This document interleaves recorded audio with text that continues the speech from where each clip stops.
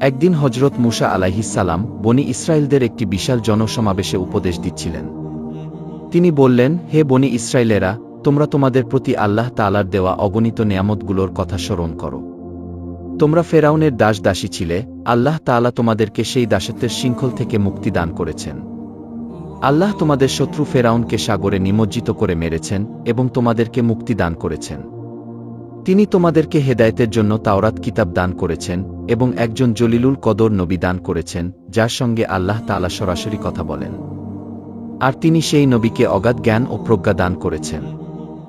এমন সময়ে একটি লোক দাঁড়িয়ে প্রশ্ন করল, হে আল্লাহর নবী, আপনি আমাদের জন্য পয়গম্বর হিসেবে এসেছেন, আর আমরা আপনাকে মহাজ্ঞানী বলেই মনে করি। তবুও আমাদের মনে একটি কথা জানতে খুবই বাসনা হচ্ছে, আর তা হলো এই যে, বর্তমান দুনিয়াতে আপনার চাইতে বড় জ্ঞানী ব্যক্তি আর কেউ কি আছে?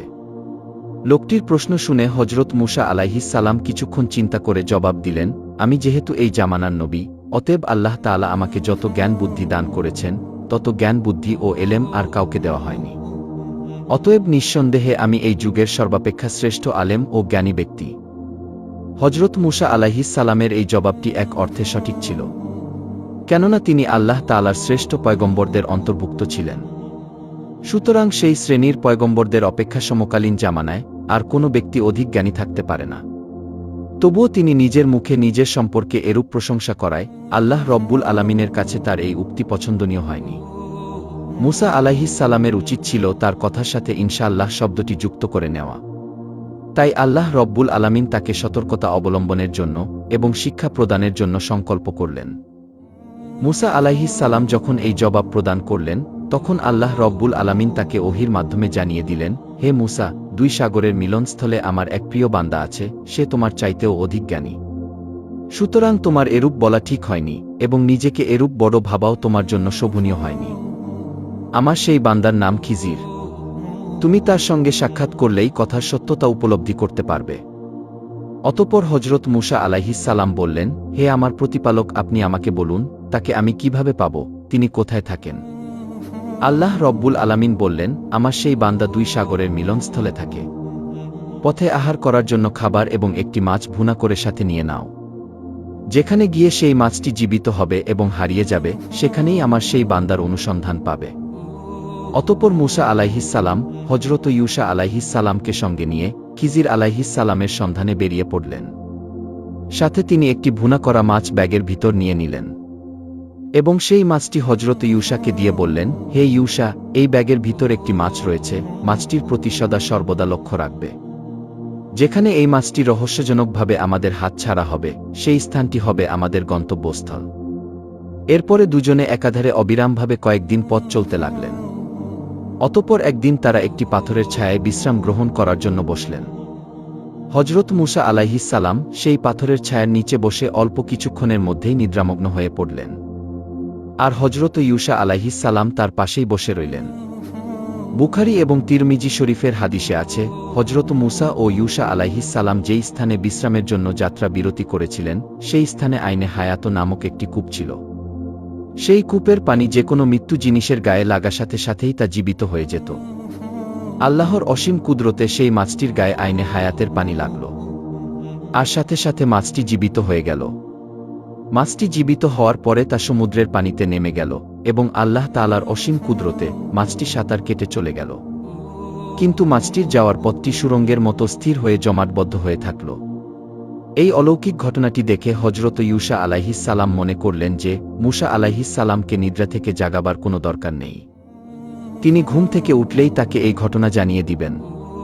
কিন্তু আল্লাহর কি অপার মহিমা, ইউসা আলাইহিসসালাম এমন একটি গুরুতর ব্যাপার সম্পূর্ণরূপে ভুলে গেলেন।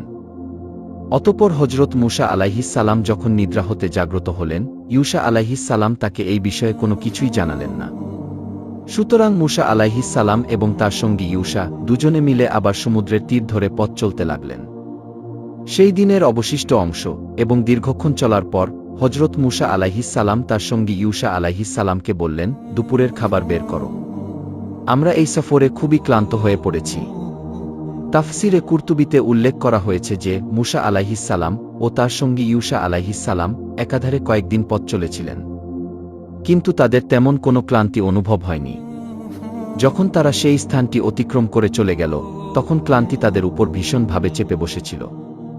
আর এই কারণেই হজরত মুসা আলাইহিস সালাম খাবার অনুসন্ধান করেছিলেন। তখন হজরত ইউসা আলাইহিস সালাম বললেন, হুজুর, আপনার কি মনে আছে, আমরা পাথরের ছায়ার নিচে বিশ্রাম গ্রহণ করছিলাম, সেই স্থানে ব্যাগে থাকা মাছটি জীবিত হয়ে সমুদ্রে চলে গিয়েছিল। কিন্তু এই কথাটি আপনাকে মনে করিয়ে দিতে আমার একেবারেই মনে ছিল না। হজরত মুসা আলাইহিস সালাম তখন বললেন, আমি কি তোমাকে খুব বেশি দায়িত্ব দিয়েছিলাম? আমি তো তোমাকে কেবল এতটুকুই দায়িত্ব দিয়েছিলাম যে মাছটি যেই স্থানে জীবিত হবে আমাকে মনে করিয়ে দিবে। ইউসা আলাইহিস সালাম বললেন, জি হুজুর, আপনি ঠিকই বলেছেন, আমাকে খুব বেশি দায়িত্ব দেওয়া হয়নি। তবে আপনাকে সেই কথাটি মনে করিয়ে দিতে শয়তান আমাকে ভুলিয়ে দিয়েছিল। কিন্তু সেই মাছটি চলে যাওয়ার পরে সমুদ্রে খুবই আশ্চর্যজনকভাবে একটি রাস্তা হয়ে গেছে। মুসা আলাইহিস সালাম বললেন, আমরা তো সেই স্থানটির খোঁজ করতেছি। আমরা সেই স্থানে গেলেই আল্লাহ তাআলার সেই বান্দাকে খুঁজে পাব। অতঃপর তারা আবার তাদের পদচিহ্নের অনুসরণ করতে করতে সেই স্থানে ফিরে আসলেন।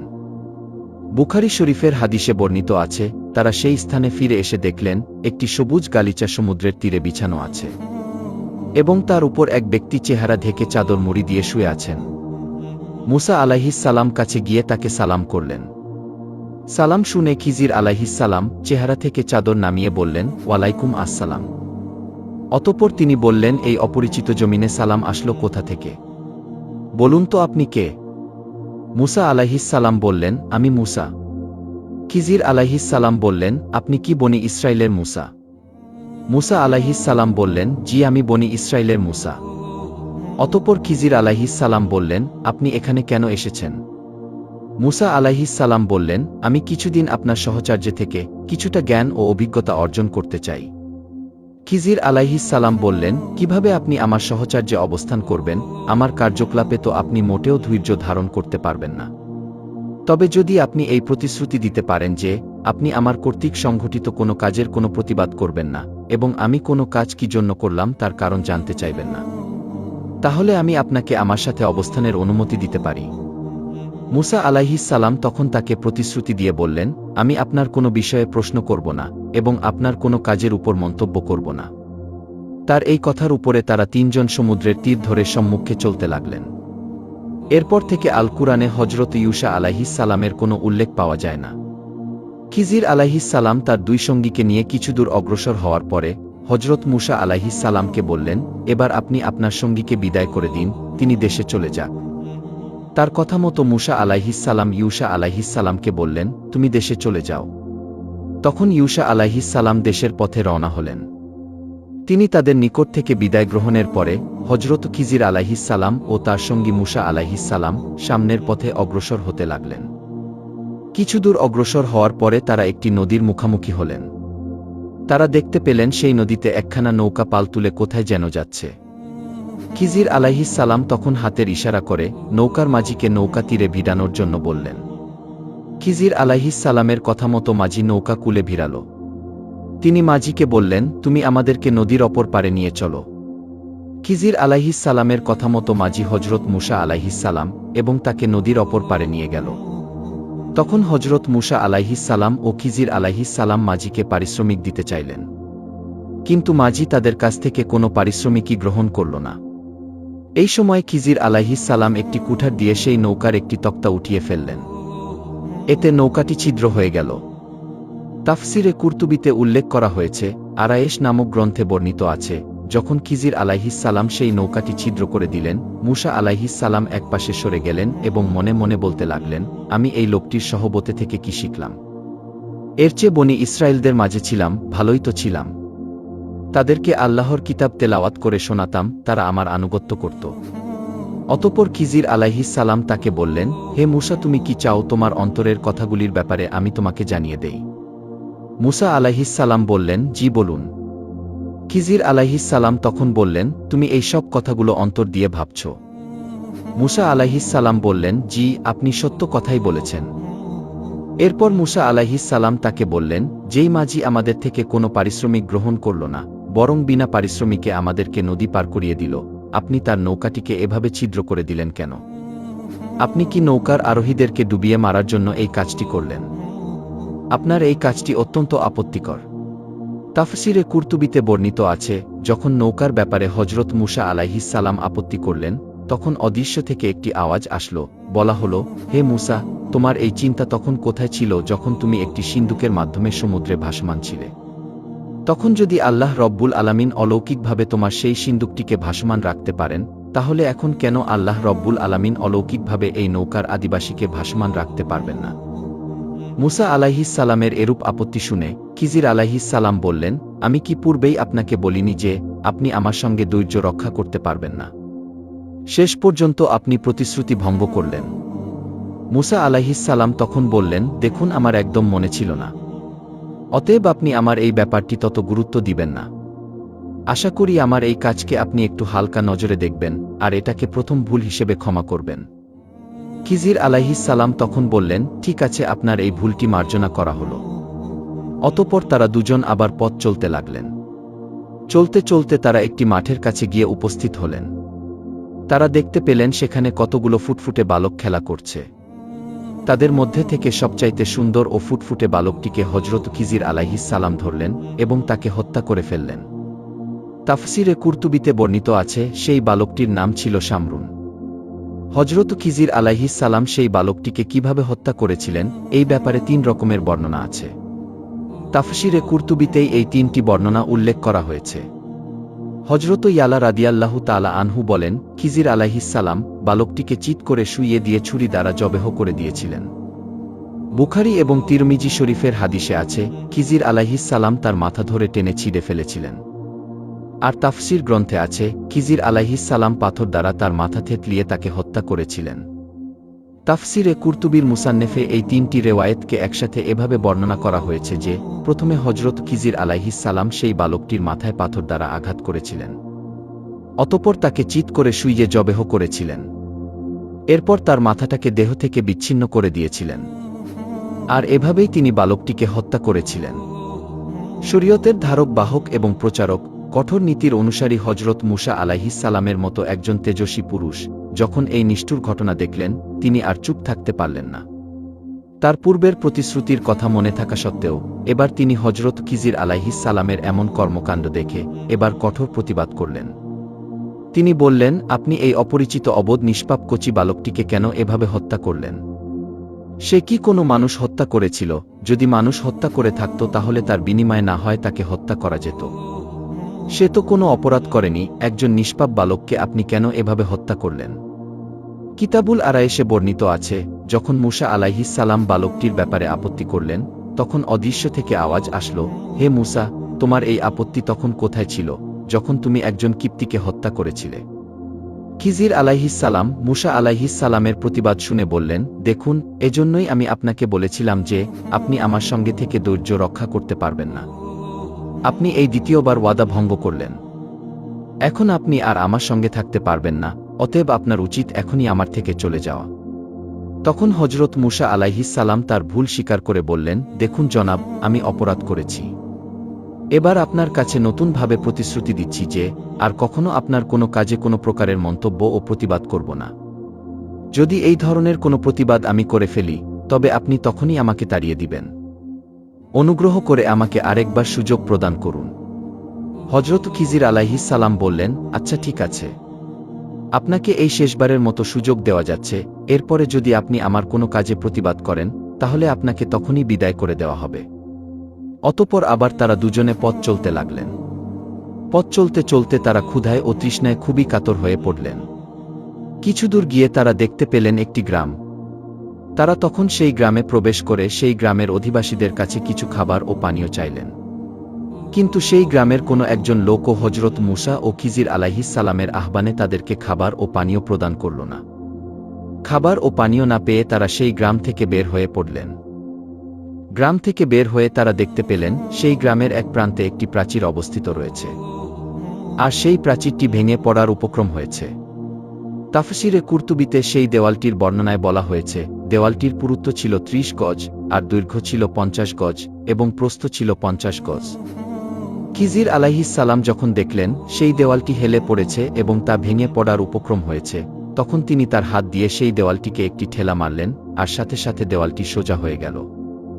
দেওয়ালটি মেরামত করার ব্যাপারে তাফসিরে কুরতুবিতে এই লেখাটি উল্লেখ করা রয়েছে।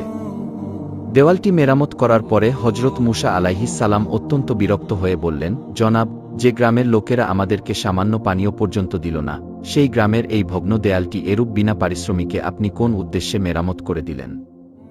উপযুক্ত পারিশ্রমিক নিলে তা দিয়ে হয়তো আমরা কিছু খাবার ক্রয় করতে পারতাম এবং সেই খাবার খেয়ে আমাদের ক্ষুধা ও পিপাসা নিবারণ করতে পারতাম। আমি আপনার এইসব কাজের কোনো অর্থই বুঝতে পারছি না। কিতাবুল আরায়েশে বর্ণিত আছে, হজরত মুসা আলাইহিস সালাম যখন দেওয়াল মেরামতের ব্যাপারে আপত্তি তুললেন, তখন অদৃশ্য থেকে আওয়াজ আসলো, হে মুসা, তোমার এই আপত্তি তখন কোথায় ছিল, যখন তুমি শুয়াইবের কন্যাদেরকে পারিশ্রমিক ছাড়াই কূপের পাথর উঠিয়ে পানি পান করে দিয়েছিলে? তখনও তুমি অনেক ক্ষুধার্ত ছিলে। খিজির আলাইহিস সালাম মুসা আলাইহিস সালামের এই আপত্তি শুনে বললেন, আপনি এই তৃতীয়বার আমার কাজে প্রশ্ন তুললেন এবং আমার কাজের প্রতিবাদ করলেন। এইবার আর আপনাকে আমার সঙ্গে কিছুতেই রাখতে পারছি না। আপনি এখন থেকেই আমার থেকে বিচ্ছিন্ন হয়ে যান। বুখারী ও মুসলিম শরীফে বর্ণিত আছে, রাসূল সাল্লাল্লাহু আলাইহিস সালাম বলেছেন, আল্লাহ তাআলা আমাদের উপর এবং হজরত মুসা আলাইহিস সালামের উপর রহম করুন। যদি তিনি আরও একটু সময় ধৈর্য ধারণ করতে পারতেন, তাহলে আরও অনেক আশ্চর্যজনক বিষয় তিনি দেখতে পারতেন। কিন্তু তিনি তাড়াহুড়া করে বলে ফেললেন, এরপরে আর কোনো আপত্তি করলে আমাকে আর সঙ্গে রাখবেন না। অতঃপর খিজির আলাইহিস সালাম বললেন, কিন্তু আপনি চলে যাওয়ার পূর্বেই আমি আমার এই কাজের রহস্যগুলি আপনার সামনে বর্ণনা করে দিচ্ছি। প্রথমে আমি যেই নৌকাটিকে ত্রুটিযুক্ত করে দিয়েছিলাম, সেই নৌকাটি ছিল কিছু দরিদ্র ও মিসকিন লোকের। তাফসিরে ইবনে কাছিরে বলা হয়েছে তাদের সংখ্যা ছিল 7 জন এবং তাদের প্রত্যেকেই এক একটি দুরারোগ্য ব্যাধিতে আক্রান্ত ছিল। খিজির আলাইহিস সালাম আরও বললেন, সেই নৌকার উপার্জন দ্বারাই তাদের সংসার চলত। কিন্তু তাদের পশ্চাতেই ছিল একজন জালিম রাজা, যে দেশের ধনী দরিদ্র নির্বিশেষে প্রত্যেকের নিখুঁত নৌকাগুলি দখল করে যুদ্ধের কাজে লাগাচ্ছিল। আমি যদি সেই নৌকাটিকে ত্রুটিযুক্ত না করে দিতাম, তাহলে রাজার নিষ্ঠুর কর্মচারীরা এসে তাদের কাছ থেকে জোরপূর্বক সেই নৌকাটি দখল করে নিত। আর এ কারণেই আমি নৌকাটিকে ত্রুটিযুক্ত করে সেই জালিম রাজার হাত থেকে গরিব লোকদের নৌকাটি বাঁচিয়ে দিয়েছিলাম। অবশ্য তারা পরবর্তীতে সেই নৌকাটিকে অল্প পরিশ্রমের মাধ্যমেই পুনরায় মেরামত করে নিতে পারবে। হজরত খিজির আলাইহিস সালামের উত্তর শুনে মুসা আলাইহিস সালাম বললেন, এরূপ উদ্দেশ্যে নৌকাখানি ভেঙে ফেলা তো খুবই উত্তম কাজ হয়েছে। অতঃপর খিজির আলাইহিস সালাম আবার বললেন, হে মুসা, এরপর আমি যে বালকটিকে হত্যা করেছি, ওই বালকটির ভিতরে নাস্তিকতার বীজ নিহিত ছিল। সে কাফেরের স্বভাব ও চরিত্র নিয়ে জন্মগ্রহণ করেছিল, অথচ তার পিতামাতা ছিল অত্যন্ত ধার্মিক। আমার ভয় হচ্ছিল যে ওই বালকটি প্রাপ্তবয়স্ক হয়ে জোর জুলুম করে তার পিতামাতাকেও কুফরিতে লিপ্ত করবে, যার ফলে সে তার পিতামাতাকেও জাহান্নামী করে ছাড়বে। এই কারণে আমি সেই বালকটিকে হত্যা করেছিলাম। অবশ্যই এই ছেলেটির পিতামাতা পুণ্যবান, তাই তারা পুত্রের মৃত্যুতে ধৈর্য ধারণ করবে এবং ধৈর্যের ফলে আল্লাহ রব্বুল আলামিন তাকে এর উত্তম প্রতিদান দান করবেন। এ কথা শুনে মুসা আলাইহিস সালাম বললেন, এই উদ্দেশ্যেই যদি আপনি বালকটিকে হত্যা করে থাকেন, তাহলে তো এটি একটি উত্তম কাজ হয়েছে। অতঃপর হজরত খিজির আলাইহিস সালাম বললেন, এরপর আমি যে প্রাচীরটি মেরামত করে দিয়েছিলাম, সেই প্রাচীরটি ছিল 2 জন এতিম বালকের। বালকদের পিতামাতা অত্যন্ত ধার্মিক ছিল। তারা তাদের সন্তান দুটোর জন্য বেশ কিছু ধনসম্পদ ওই প্রাচীরের নিচে লুকিয়ে রেখেছিল, যাতে তারা প্রাপ্তবয়স্ক এবং বুদ্ধিমান হয়ে ওই ধনসম্পদ প্রাপ্ত হয় এবং ভোগ করতে পারে। কিন্তু যদি ওই প্রাচীরটি ভেঙে পড়ত, তাহলে সেই ধনসম্পদগুলো বের হয়ে পড়ত এবং সেই ধনসম্পদগুলি অন্য লোকদের হাতে চলে যেত। এরূপ ঘটনা ঘটলে ছেলে দুটোর ভাগ্য নষ্ট হয়ে যেত, এজন্যই আমি প্রাচীরটি মেরামত করে দিয়েছিলাম। ঘটনাটি শুনে মুসা আলাইহিস সালাম বললেন, হে খিজির, এরূপ মহৎ উদ্দেশ্য নিয়ে প্রাচীরটি মেরামত করা তো অত্যন্ত সওয়াবের কাজ হয়েছে। অতঃপর হজরত মুসা আলাইহিস সালাম খিজির আলাইহিস সালামের কাছ থেকে বিদায় নেওয়ার পূর্বে তাকে বললেন, আপনি আমাকে কিছু নসিহত করুন। খিজির আলাইহিস সালাম বললেন, সবসময় মুচকি হাসবেন, কখনো অট্ট হাসি দিবেন না। একগুয়েমি ও জিদ পরিত্যাগ করবেন, অনর্থক কাজে সময় নষ্ট করবেন না, আর ভুলকারীদের দোষ চর্চা করবেন না। আর হে ইমরানের পুত্র, আল্লাহর দরবারে বেশি বেশি ক্রন্দন করবেন। এরপরেই হজরত মুসা আলাইহিস সালাম খিজির আলাইহিস সালামের কাছ থেকে বিদায় নিয়ে স্বদেশের পথে রওনা হলেন। প্রিয় বন্ধুরা, এটাই ছিল হজরত মুসা ও খিজির আলাইহিস সালামের বিস্ময়কর ঘটনা। আল্লাহ রব্বুল আলামিন আমাদেরকে এই ঘটনাটি থেকে শিক্ষা গ্রহণ করার তৌফিক দান করুন।